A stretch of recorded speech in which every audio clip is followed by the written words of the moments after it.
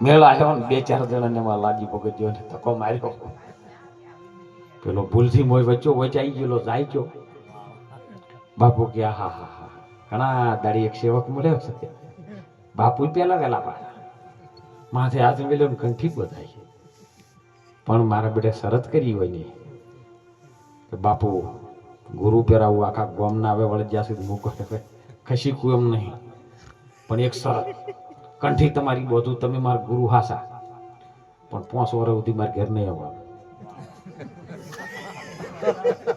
ગુરુ મહારાજ કે કોઈ વાતો નહીં એમ કરતા તું કદાચ પાપે આવતો હોય તો કંઠી બોધીને ટીલું કર્યું. સમય બન્યું કોકદમ આવડું મહિનો 2 મહિના થઈ ગયા ને મહારાજ ને એ બધા બંધ થયું. અને આર્યો ગોમના ગોદરે ઓટલા પર બેઠેલો ભાળી ગયો કે મહારાજને ના પાડી દી 2 મહિને તો પાછા વળ્યા હતા.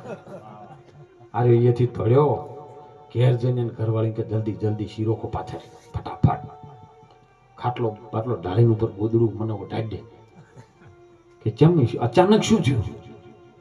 કે ના પાડી હતી ગુરુ મહારાજને હરુભરના ગુરુ કર્યા છે કંઠી બધી છે ને હવે વળ્યા છે. આપ તો એ આવીને તો તું તાર કહેજે કે તમે જ્યાં 2 મહિનેથી માથે હાથ મેલ્યો ને તારનો ઠેકાણું જ નહીં રહેતું. બાપુ તો હેઠતા હેઠતા આવી ગયા ત્યો કણા નારો ગોદડું ઉઠીને હોઈ ગયો ઘરવાળી ઉભેલી જોઈ ગયા ભગત. બાપુ શું કરો? ઘરવાળી બોલી હો તમે જ્યારનો 2 મહિના પહેલાનો હોય માથે હાથ મેલ્યો ને તારનું ઠીક જ રહેતું. હવે તો અનાજે છોડી મેલ્યું છે ગોદડું ઢીંગું જ્યાં છે. મારું આ વાત કરતા હતા મહારાજ કે મારું બધું ગમે એવું તો મારો સેવક છે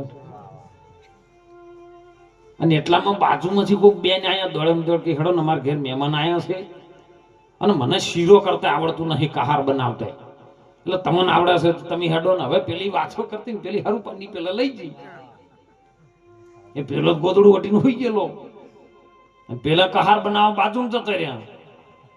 બાપુને એમ થયું કે ગમે એવો તો મારો સેવક છે મોદો છે લાય એના પગ દબાવું કાલે હાજો થઈ જાય ફેર મને ચા પાણી કરાવશે. એટલે બાપુ આમ ગોદડું અધેર કરીને પગ દબાવવાનું ચાલુ કરી દીધું પોગે છે.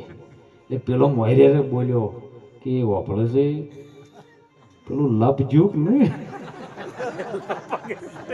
ગુરુ મહારાજ કે લપજુ નહીં પગે સોટ્યું છે હોય તો નહીં નાયતામ તો એવું જોઈએ. પણ ગુરુ કરી લ્યો બાળા ભોળા